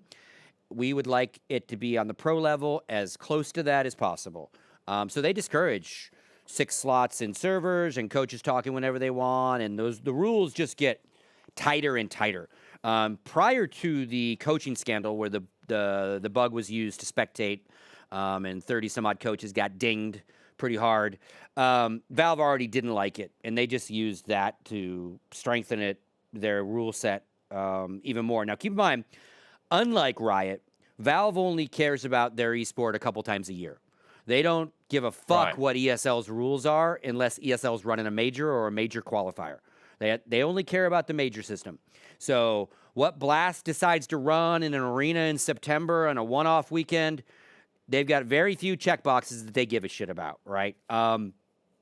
So what they like to do is they want you to run your rules as much as possible year-round like their rules, so that when it gets to their time, everyone's used to them. But they literally don't give a shit. Like, whereas Riot cares about every piece of Valorant, for example. Every tournament has their stamp on it one way or another, rule sets, etc. Casters are often determined by Riot to a third-party TO, all that kind of stuff, right? So this is just like, hey, enjoy this one, Riot. This is a fun ride, and enjoy what might have been a short-lived actual full-time career if you're a coach in Valorant, because it really depends on how Riot's... I don't know enough about League of Legends to know how strict they are, but I think they're fairly strict when it comes to coaching. Yeah, I think coaches can talk to them during the draft only. So nothing live. During the draft, I don't believe so, no. Okay. I mean, the biggest issue is, how do you fucking, you can't not have a rule. Like, if you just go, oh, fuck, anyone can watch the stream anytime they want, that's just chaos. Right, well, yes. But again, this is another situation of Riot having rules that are, like, unenforceable. Yes. So one of the rules also was that coaches couldn't communicate with the players during the matches, and that's not really enforceable unless people get caught out, like the guy accidentally typing in all chat as opposed to team chat. Well, and this is where it gets... they're running these 250... Yeah. It's enforceable, they're but it's running not these 256 team brackets. Yeah. That's where it's not enforceable. You don't have enough admins. Yeah. You don't have enough admins to sit in there and to police this. You have 256 team, a round of 256 rather, and then from round 32 onwards, it's a double elimination tournament, and you're trying to squeeze all these games in. Like, it's very ambitious. They're trying to keep it as fair as possible in terms of having... Have you ever heard of double elim from round of 32 onwards? It's just absolutely madness. They can't police it. A lot of the pro coaches are asking for recorded webcam footage and recording of the TeamSpeak. But who the fuck is going to go through that? Nobody is paid to scrub through recordings of coaches sat there looking like stunned mullets with their webcam in front of them. Unless there is already the implication that the coach has been cheating, but how are you going to find that out? No one is going to check this footage. Yeah, and even respected coaches in the Valorant scene have suggested this dog shit idea. Like, I don't know how that is supposed to be. Maybe in 18 tournaments, well, and that's, you could do it. But I think they're trying to apply again the solutions that Counter-Strike TOs did come up with in again a tier 1 X amount of team level, right? Nowhere near the open bracket system that you're trying to protect in Valorant right now. And it was that. Everyone's got a camera on. Coach has a camera on. Right. Everyone's got a camera on, and everything in front of them can be seen. But again, you've got tournament organizers who have deals and arrangements and agreements with team owners, etc. So it's much easier to implement these kind of things. Hey guys, you got to have a 6 camera in that room. And I mean, they moved coaches out of the boot camp rooms until they've very well defined the rule set for Counter-Strike, or at least when it relates to Valve. And then they put cameras on top of it, because again, you're talking about 8 teams or 16 teams, doable. And in a financial shared world where everyone gets, they all got to do it, right? You couldn't do that, to your point, with 256 different coaches and how many admins, and there is no Louvre agreement or anything like that, a Blast type agreement with those teams to then say, hey, we got to do this together. And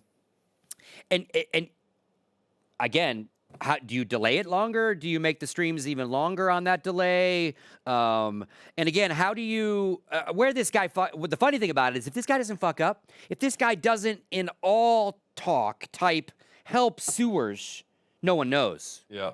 This never No one knows, happens. man. This conversation in Valorant doesn't happen yet, right? It's great it's happening because Riot's got to figure it out, because there are tactical advantages, even 2.5, 3 minutes later, to be seeing shit in a perspective that I shouldn't see, i.e. the stream, right? A coach currently in his slot can only see the players, right? And right now, he's been determined to only be able to now talk, whether that's verbalize in some sort of Discord or type to his chat in certain scenarios.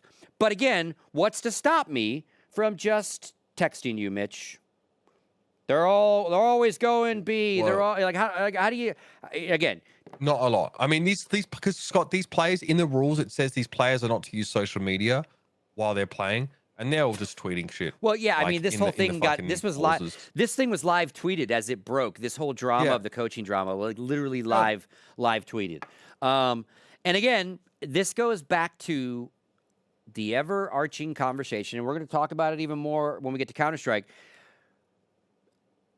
Make that rule book bulletproof. Take all the goddamn gray out of it. Obviously, there was a huge amount of gray in this rule book if it wasn't already determined that I could watch a fucking stream. Now, you can certainly, again, as we're talking about how you gonna enforce it, that is a big problem. But the fact you didn't have it in your fucking rules that we couldn't do it is mistake one. Put in the rules first, then you can enforce it somehow. But if you don't put in the rules, it's available. It's free to use, right? And again, Right. so it'll be interesting to see how Riot, because I'm trying to think of the online when we did our LAN tournaments for Valorant so far have been coach at a different table, not standing behind, walking back and forth. But we're also in a COVID world, right? So I don't know if those were That's right. COVID separation rules, or we don't want you patting someone on the shoulder saying good job between rounds. I don't know what those rules are. Yeah, I don't know. Yeah. Yep. Exactly. Right. It's not simple. And it's very complicated because of this being such an online world. Like the LCS can police this, really easily in an arena. Like it's just a non-issue. But now I think we're starting to realize that like a large portion of competition is going to be held online, in the lower stakes type matches anyway. Like I don't really see the LCS maybe is a different story. But a lot of other esports leagues are going to have a huge online component to them. It's just going to be the way things go going forward, because it's just cheaper, and people are realizing the dream of having every game played on LAN is just not really valid, and having teams with home venues is just not really valid. There's just a lot that cannot be done. That I think our visions are starting to get a bit more refined for what the future of this whole shebang should be. So. Yeah, Scott, I don't know. It's a mess. And I think in Valorant, we're going to have, more people go, well, hang on, what about this? What about this? What about this? And look, it will lead to a bit more of a fleshed out structure. But the fact of the matter is that a lot of these, for big tournaments, a lot of these rules are not enforceable. There's no incentive to follow the rules. As a result of that, there is more incentive to break them in order to gain a competitive advantage with the knowledge. If you know you won't get caught for doing something, like, sorry, I don't believe that like most humans are altruistic enough to just sort of toe the line. It is the fear of punishment, the fear of retribution that tends to keep most of us in line. So we'll see what happens there. But we were talking about CSGO, and there was a bit of CS news to talk about this week, Scott, or at least last couple of days, actually. Breaking news, though. Signal, the secure and encrypted app, is now sponsoring esports teams. For all your secure esports communications, see Signal. What is Signal? Right. Signal is an brilliant. app I'm making a joke, right? But Signal, they encrypt your messages, right? So. Oh, it's like the WhatsApp idea as well. Yeah, exactly. Yeah, you can come to your teammates now. And that's shout outs to Dude with the Nose. You're now the account manager for that account for us, Dude with the Nose. Nice. I'll give you 5% or whatever you bring. Okay, let's talk about this one. Breaking news today. Again, we had a banger of a show with Hector, and then we're like, oh shit, what are we going to do? And then all of a sudden, a bunch of news started dropping without Hector. Plenty of stuff. Oh, excuse me as I cough. So we've been waiting to find out when the next Counter-Strike major was. We had heard May and we had heard November. And News broke a couple weeks ago that ESL was in line to do the November one and do one in Brazil. I don't think they've officially nodded to that news report saying that is accurate yet, but they haven't not nodded to that. So I'm going to leave it at that. Okay. But we didn't know where the next one was supposed to be. And then a lot of us were like, well, they're probably not going to do one because they said they might do one. It depended on COVID, yada, yada, yada. We hadn't heard anything. No one had been announced. In the Counter-Strike world, the way it works with our majors is you pitch Valve. You put together a sales deck, and you knock on Valve's door, and you go, hey, we'd like to do your major. And it's a big fancy PowerPoint. Right. I've seen these, and you pitch what you're going to do special. You're going to pitch the cities or the possible cities, all this different stuff. And Valve has an RFP criteria to pitch for their major, right? So oftentimes, and I say this because oftentimes people will be like, Blast should have this major. We play should. Why doesn't they? They have to apply for it, right? And the big rumor right now is that Blast has yet to pitch for a major. And that's why Blast... It doesn't make any financial sense. It is really fucking expensive. Irrelevant. And if you're trying to prop up your own brand and your own set of league matches and your own thing, which Blast is doing with Premier, you might not want to divert all the attention of your little machine to this thing that costs a lot of money, gets a lot of hassles, and it might not be worth it yet. You might not want to do a major, right? So PGL obviously wanted to do a major, and they did the last one, right? They did Stockholm. And they are now geared up to do this one in Antwerp, Belgium, which is don't do a lot of stuff esports-wise in Belgium, and Antwerp, definitely not. But... Oh, there was an esports festival in Antwerp, actually. Yeah, there's a little bit. I'm just saying, it's just not a big, huge stop, yeah. like a Cologne or a Stockholm or, it's not a usual suspect yet in Europe. Although, when you look geographically at the location of Belgium, for one, but even Antwerp, really centrally located to a ton of core European countries. So in the sense of people hopping on trains and going as fans, very easy to get to this location. So that makes so much sense. It'd be like doing something in the tri-state East Coast area in the sense of how many people are around that area. That can very easily get to it. So very, very cool. Now, where it gets a little bone of contention-y is PGL had some hiccups this last major. They had a bunch of audio issues, bunch of technical issues. A lot of it, I believe, can be contributed to the fact they moved venues last minute due to COVID. And they had also just done the Dota International and had maybe a split crew of both people and labor. And maybe bit off too much to chew in that couple months to do both those things for Valve. And I think the move of the Counter-Strike portion probably really screwed a lot of their plans, both aesthetically, what stuff would look like, but crackly audio and shit like that, I don't care. If, like that shit, You talk about the recent PGL major. Did I get that wrong? Yeah. Oh, okay. So, right. Sorry. I remember I don't want to sort of cut you off, but it's a bit of a casual in the CS scene these days. I remember Blast coming back with a non-major, and everyone was like, this is the shit. This is sick. And then the PGL major happened, and everyone was like, yeah, maybe Blast should have done this. There was like a bunch of tech issues and a bunch of tons of tech around issues. that event. And again, stuff that shouldn't happen at PGL, right? Because they have been doing this for quite a while. They've done tons of international related stuff on the Dota side, tons of Dota events. They also did a Krakow major years ago for Counter-Strike. They don't...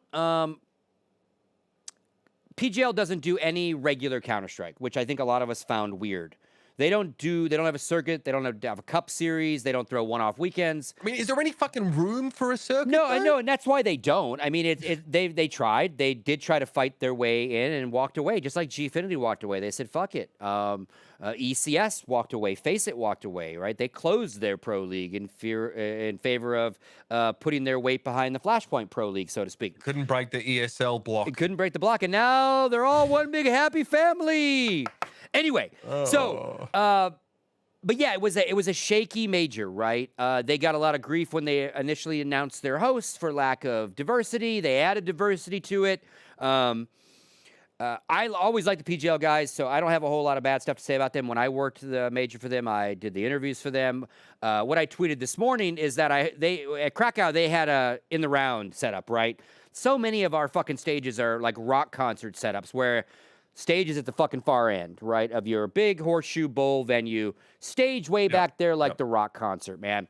I fucking hate that shit. Because, a huge chunk of your audience is sitting sideways in your venue right? And your stage is here. It's a bit awkward. So I bought my seat for the venue, and for the next 3 days, I literally have to do this. But my seat doesn't swivel. My seat don't fucking swivel. It's one of those hard fucking... Hold on. It's like when you're in a rock concert too, So though, I'm yeah? like doing this, you know.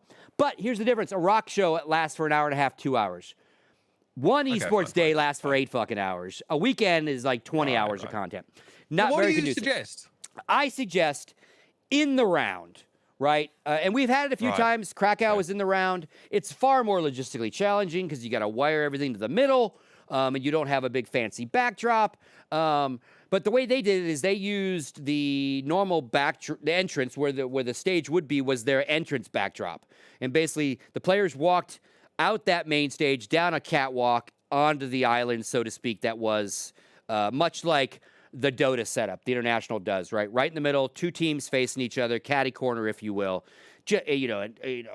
AR stuff on the stage and stuff on the actual LEDs. Again, more expensive setup because you got to kind of float all your stuff into the middle versus kind of hide it behind a stage. But man, for the audience, everyone's again, it gives you the feel that you're at a sporting event far more because you're looking down on the field versus looking at the rock concert. Always loved it. Love watching it that way, and certainly love being in the events. The second E-League Major was in the round. That was really cool. So I like that. I also like that, and I don't know what the PGL will do for this one, but those events, PGL used the glass booths that they used for the International. I'm a big booth fan because I'm a big competitive integrity fan, right? And I like the big glass booths when they're fairly sound dampening. They're never going to be purely soundproof. But they make a good effort at killing some of the noise, especially the caster stuff. So you can't hear the intel off the casters. Yes. So we'll see how that goes. But again, this announcement was not at all received well so far. And again, this happened just this morning. So my due diligence before the show was like, fuck, to what you said. Why? Oh, fuck, why not blast? Oh, God, all these problems. Now, and what people say that saved PGL a lot, like they didn't do a lot of content around it, like B-roll and stuff. They did bring like all the old school casters back. Richard hosted the desk. Thorin was there. Yanko was there. So a lot of the old vibe of, the majors of before was kind of back. But then they had a whole bunch of drama between fucking DDK and Semler and all. Just nonstop stuff. No. It was Bardolph, not DDK. I'm sorry. It was not about, Bardolph. DDK was part of it. As a victim, because he had nothing to do with the drama, but he was the other partner. Yeah, Bardolph and, the not getting to cast and him being public about it. Again, just a whole lot. Counter-Strike, it's just always something, brother.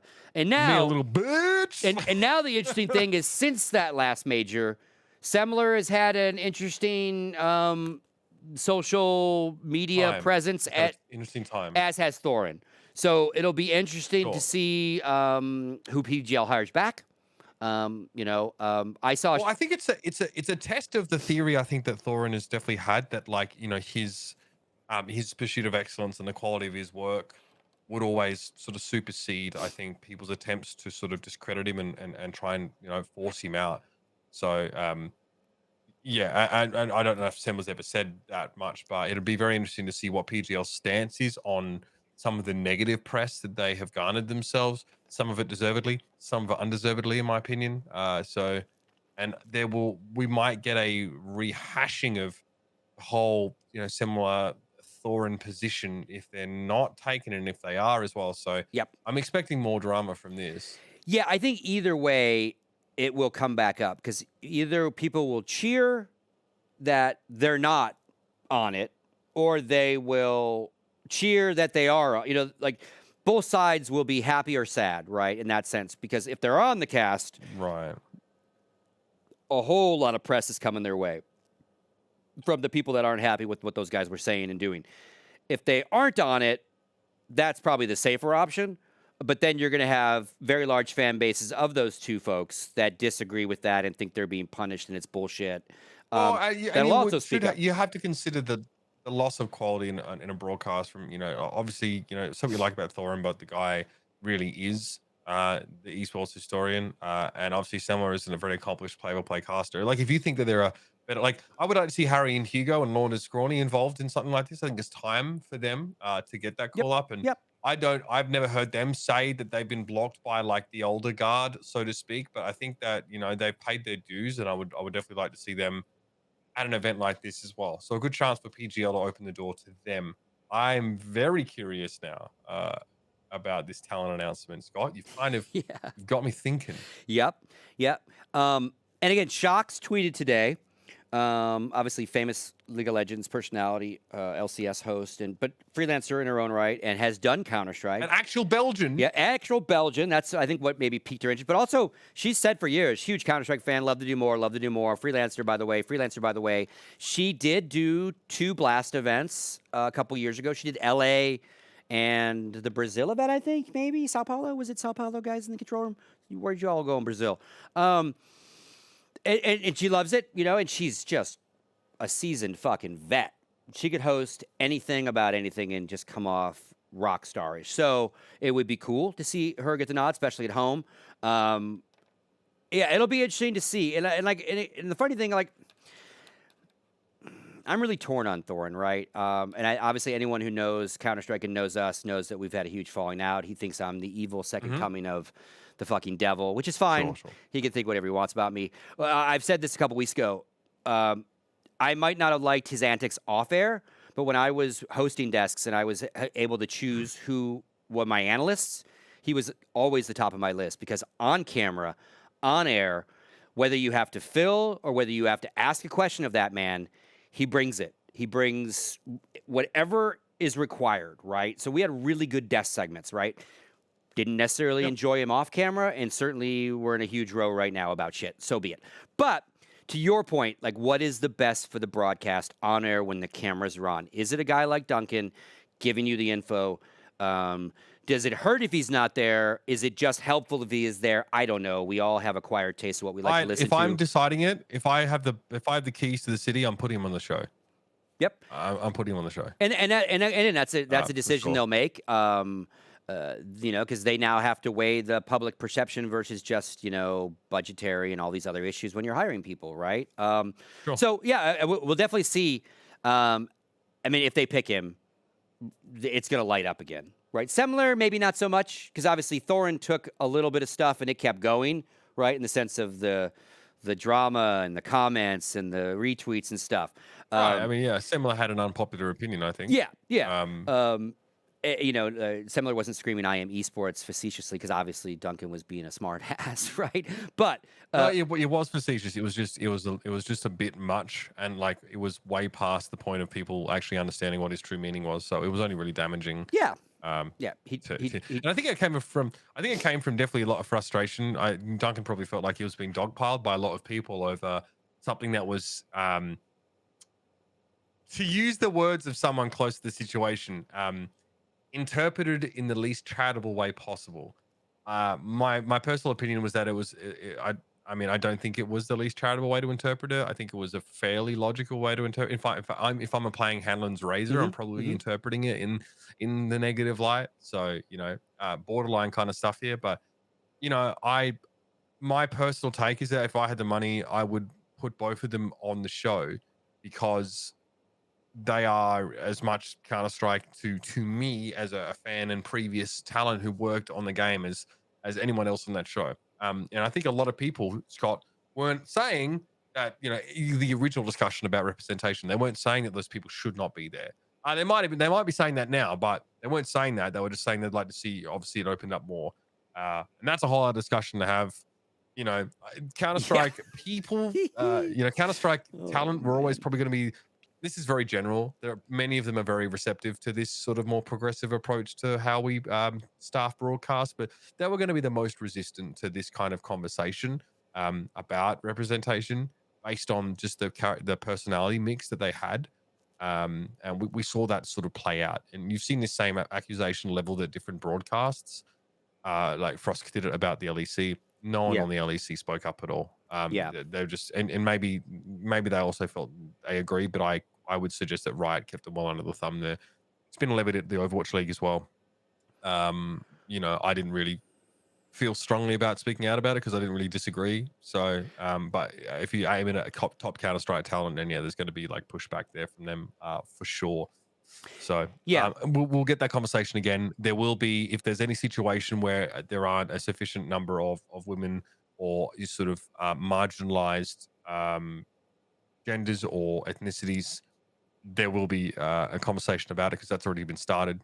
And we'll have to sort of see how that goes. Hopefully it can be conducted in as decorous a manner possible, in a way that's actually constructive and good for the game, because people get too caught up on their own ideology sometimes and they just stop caring about the game, and it's just about good counter at the end of the day, Scott. So well, yeah, I have high hopes for the discourse around this, you know? Yeah, and I think a lot of us that watch our favorite esports every day and we're really deep on it, like who's talking in our ear is sometimes so less important, and that's not a knock on them, right? It's not a knock on Anders if I mute Anders after a while because I can just watch. I don't necessarily need that other stimulus, but it's not that I don't like him and his casters, right? You know, it's just sometimes you almost feel like you're such an expert that like those guys got it wrong. I'm just gonna mute, right?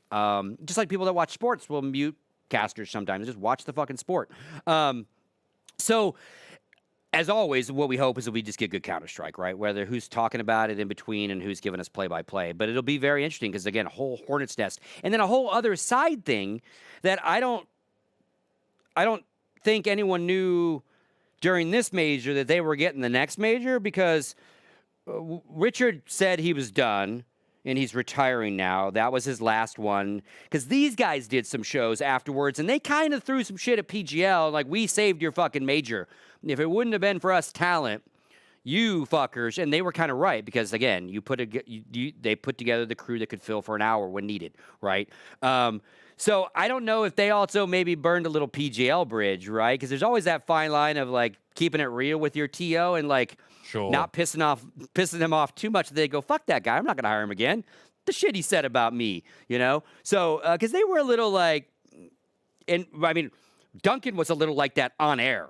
Right, there would be and this was I always tried to talk Duncan off this wall. Can you stop throwing the production company under the bus live on air, please? You know, this fucking thing, I can't hear it. God damn it. You know, like, you know, it's like, can you just do that off air? You know, we all do that sometimes. Like, Jason, fuck, what? No, look, yeah, it's not very professional. Yeah. I think we can agree. But if you're the guys in the truck, you're like, oh, fucking, he's doing it again. And, you know, he had some of those on air where they would call the shit on it. So, again, I think we've beat this one up. We'll see who they hire, you know? And we'll see, hopefully, vast improvement. One of the cool things I do like is they broadcast in 4K now, the PGL events. So if your bandwidth can handle it, if you can watch it in 4K, they do provide it. I think that's awesome. Lit. That is awesome. You know, and they were one of the very first to do any sort of augmented reality graphics or any sort of fun shit where we're flying our real camera through fake logos floating in stadiums. So yeah, the AR stuff. So they're one of the very pushers of that in our scene. So, and again, they did AR stage and stuff in Stockholm. We'll see how it is. But again, I think all eyes are going to be on the talent choices. But we're not done with Counter-Strike. We're not done with it.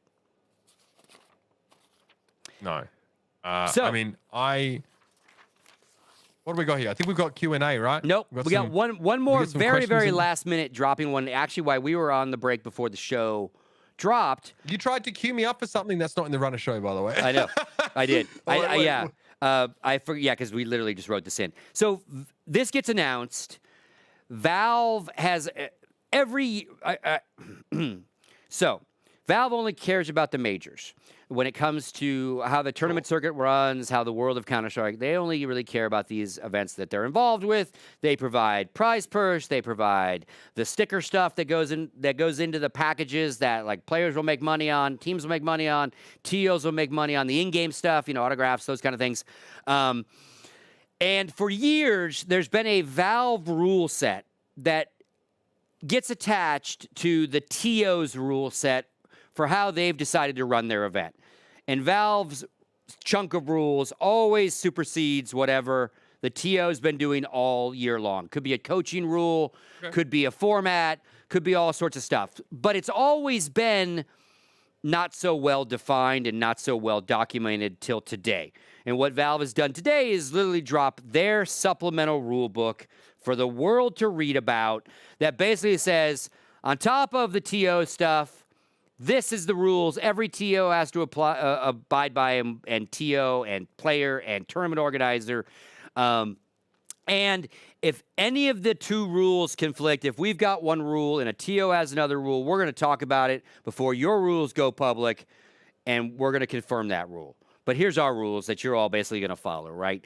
And a lot of it is how interesting. Yeah, and a lot of it kind of comes out every major in a blog post, and it might be about how we're doing points this year, how we're doing seeding this year, and I think they've basically taken stuff that used to be a series of messages and a series of blog posts and put it in one big thing for everybody to look at and refer to. Again, whether you're a tournament organizer, a team coming to the event, or a player. This is a formalized embracement of coaches, by the way, here under the team staff restrictions. Yes, and this is what I wanted to specifically point out, because it actually talks about rights stuff. Like, once you play in a major, the teams have to give their rights in perpetuity to Valve, and the players give their likeness in perpetuity. Pretty fucked up word in perpetuity, by the way, Valve. Just want to point that out. But I ain't here to fight that argument. Teams can fight for that. Because, it's an interesting, and maybe it's always been there. Maybe Valve has always made them sign something different. This is what I want to talk about, because we talked about the Valve ruling earlier in how they deal with Counter-Strike coaches and what Valorant is starting to deal with. And this is their new set of rules. They have made this fucking, unless I have misread this is crystal fucking clear. So, 2 worlds, right? An online event where you're at a venue.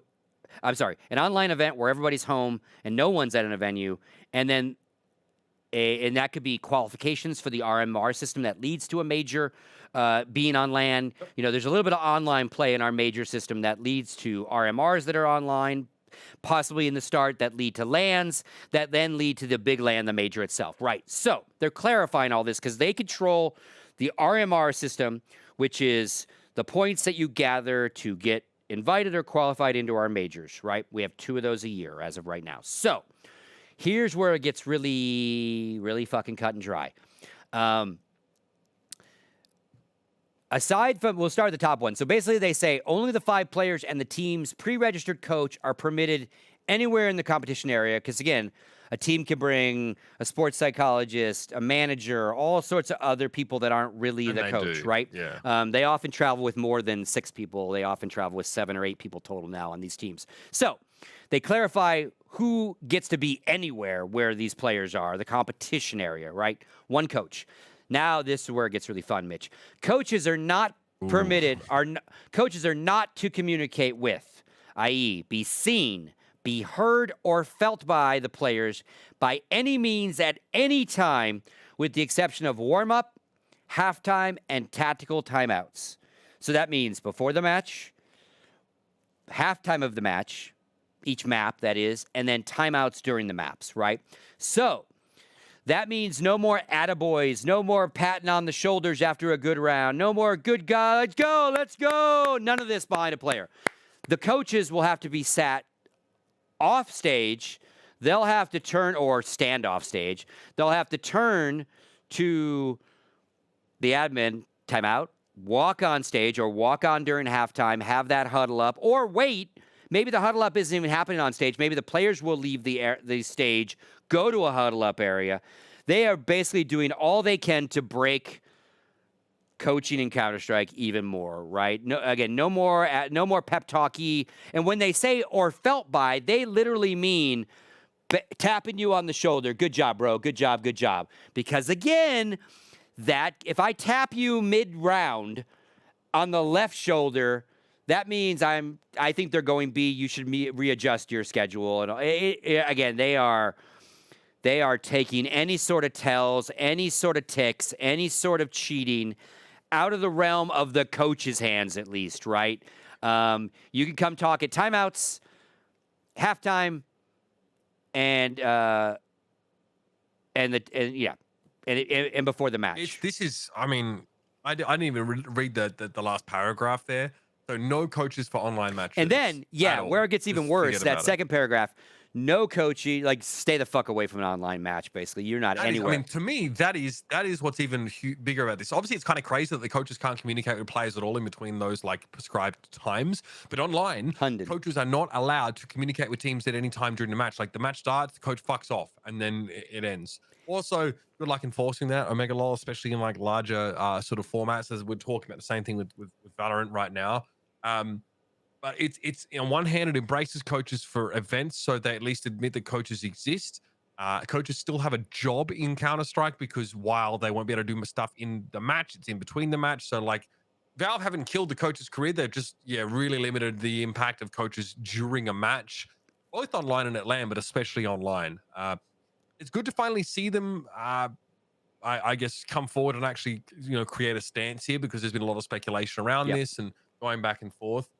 But, at least coaches can communicate during tack pauses and timeouts. At least you can call a timeout at a LAN and actually be a coach. But outside of that, like, you've just got to, it's kind of wild. We don't see this in other, I guess, organized sort of sports, right?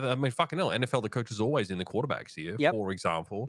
But again, the coach on the field, all the information that the players see, the coach generally has, outside of it coming from a slightly different perspective, you know what I mean, on the field itself. So that's the big difference between this and traditional sports. So I understand it. You have to be pretty draconic about it online, but I still don't think this is enforceable. So this is all well and good. Yeah, it's only going to be enforceable at the top tier when you those teams you can force them to fire cameras up. But again, on some of these bigger, open's kind of the wrong word, and because our open qualifiers are nowhere near necessarily as big as some of this other stuff we're talking about. But at the beginning of the RMR process, how do you regulate that those kids aren't going to text each other, right? Once they get into the RMRs that are the final qualifications on LAN, your other rules kick into place, and you're literally physically in front of everybody, easy peasy to keep an eye on the coach. But again, back to the point of Riot's got to at least start with setting fucking rules. Whether you can really enforce them all, and obviously Valve has gone to the extreme. Here you go. It's like, stay the fuck away from online, and at events, it's very structured. And again, we started the show, so I haven't seen Counter-Strike Reddit or seen any of the private channels to see if any coaches are blowing up or pissed or want to do anything about this, because I think they've seen for quite a while the livelihood of their career just get potentially limited in the sense of how they can actively help. Now, you're right; they're not losing jobs. Teams are not going coachless in Counter-Strike. That would be asinine. So there's still a coaching slot at every T1 team, right? But Valve really doesn't want it to be a 6-man game, and they're just doing all they can to do whatever input, And it's weird to because you can put two hats on, right? You can go, yeah, I get that. I want it to be just like the 5 kids that play with their buddies, and that's the fair thing, But man, if those 5, because I've had this debate for years, right? And even with in-game leaders, right? If those 5 players actually were led by a 6th person, how much better would the Counter-Strike be, right? How would we reach a different level if you had if fucking Zonic was master chess moving 5 superstars? And that, because the in-game leader always gets a little bit of slack because he's also got a call. So he's not usually your top fragger. He's not your top guy at anything, right? But what if that didn't matter? What if it, and I don't know what that Counter-Strike would look like. But that's the other debate is like, what if you could have a coach and he was moving chess pieces? Would it be better chess? Would it be higher level chess? I don't know. In theory, you have more information aggregated. So yes, because essentially, teams rely on 5 individuals being able to convey information accurately to one individual IGL that makes a decision. But that decision making is also very much clouded by their perspective. So in theory, you probably have. What's better though? Better for how do we? Right. What metric do we judge better Counter-Strike on? Closer games, higher kill. I don't even think it's relevant because we don't really have a way to judge how that would be better. Yeah, I was thinking the skill level would raise universally because it would. because you had 5 better fraggers, 5 better pure I would players. suggest it would be more volatile, Scott, because it would hinge on the individual much more, right? Counter-Strike's a team game where individuals can still shine for sure, but you put a coach in the puppeteer position, I think Counter-Strike becomes more volatile. Teams become less consistent because it really hinges on one person. Sure. And really, like in a team, if you're having a bad day, maybe Nico over there pushing the B site can sort of step up in your absence. But when it's just one person, then it's possible at least that there's more volatility. Yeah. And what a lot of the in-game leaders have told me when I've asked them, because, even when they put on the pro side hat and go, oh, yeah, if we were all just rock solid fraggers, I could see that it would be more engaging Counter-Strike. But what they often said is that what you're trying to replace something that can't be replaced. And I'm going to pretend I'm the in-game leader. Scott, I'm calling strats based on the vibe and the feel of me being in that server, in that game, running around, shooting, actively involved in the match, helps me figure out what the fuck we're doing. So just someone standing behind us seeing everything won't necessarily put that all together as quickly and be able to call as quick. You go on gut, you go on instinct, and part of that is like how you're doing in the game, so to speak. And I'm like, yeah, but take that all away. You're just playing now, and they still seem to think that someone in the server during the match brings a level of knowledge and talk that the outside guy, even if it's a Zonic, doesn't get, because he's just walking back and forth watching 6, right? I would watching suggest 5. That perspective comes from a player trying to avoid redundancy at all costs. And that's what I said. I'm like, dude, you're just trying to keep a job here, right? There's a vested interest in saying that. Yeah. I mean, I understood the nuance of it, but at the end of the day, after a while, what is that vibe you're trying to describe to me? What is that feel that the guy can't bring from it's behind? very easy to deal in intangibles if you're trying to make something really hard to objectively lay out. So that might even be true, but you can't have like a discussion with someone who's talking about feelings and how the feel of something with like I'm feeling how Navi's playing against us right now. I'm feeling it. Okay. Now I think that you're just feeling you're trying to cover your job is what you're feeling with me. Maybe. I'm not saying that they are, but I'm just saying it's inadequate to actually describe like the pros and cons of this because there's too much of a stake in it for the player. And chat brings up a point because you brought up sports and how some sports you can talk, like basketball, you can talk nonstop. The coach can be screaming from as long as he stays where he's allowed to stay on the court, the coach can be screaming constantly onto a basketball court. Football players, the captain is mic'd up, right? Or I should say has an earpiece. Usually the quarterback on offense and whoever on defense, right? That gets cut off before the snap. So they're allowed to have a little intel and call play, hey, run, bravo, white leg, 265er. But it's not like I'm dropping back, throw to the guy on the right, Scott, the guy on the right is open. Oh, shit, okay, let me throw. Right, that ain't happening in football, right? That would be helpful. That would be incredibly helpful because, again, in football, there's a guy way up in the fucking stands with binoculars going, oh, shit, oh, yeah, throw to that guy, right? Could you imagine? Woo! Yeah. I love that I could stand up on our stage. Yeah, maybe you would. I don't know. It's I don't know how helpful that would be, but earpiece turned off 15 that seconds is why left. they switched it off. Yeah, it makes perfect sense. Again, let the guys on the field play the game, I guess, in that regard. But pretty funny, though. If the guy up in the booth could call the fucking receivers that were open, we'd have a totally different game. Holy shit. All right. StarCraft with people. Yeah, right? Oh, that would be fucking crazy. All right. That will do it for our actual topics, but we're not done. We always answer some questions from you guys. We got a couple of them. Let's see what kind of questions we've got. Bring us your first questions. Okay. Oh, boy. Speaking of Counter-Strike, we'll stay on Counter-Strike. Who do you think the best coach is in CS? Speaking of coaches, I got to say Zonic. His track record is unmatched right now as a consistent coaching figure. The test is on Zonic right now. He's moved with a core of his players to Vitality. We'll see how they now do. Because it's when you're a coach in a very successful system, you'll get a lot of credit. The system gets a lot of credit. The players get a lot of credit. He's left the system. He's left most of the players, and he's at a new place. But I think the guy's amazing. So I would say Zonic right away. I've interviewed a lot of coaches. I think because I was often the side stage host for like Counter-Strike majors and large CS events, so I would talk to like Zonic and Peacemaker and all these sort of guys, but Peter, from NIP and stuff like that. But yeah, I wouldn't know. Honestly, I wouldn't really know. Like trying to, I mean, we base it on track record. If you want to do track record, it's probably Zonic, right? But yeah, I guess that's how we define it. We just take the winningest coach and be probably pretty comfortable with that that's for easy. the time being. Yeah, it is easy. Yeah. Yeah, there you go. Chat, tell us who you think it is, if it's different or the same. Especially if you ask the question and you're still in chat. I'd love to hear your answer. All right, next one. Did you guys see that Mobile Legends became... Yeah, I saw this morning. Did you guys see that Mobile Legends became most viewed... This is Mobile Legends Bang Bang, right? Became the most viewed women's esports tournament. Yeah, so did you see this, Mitch?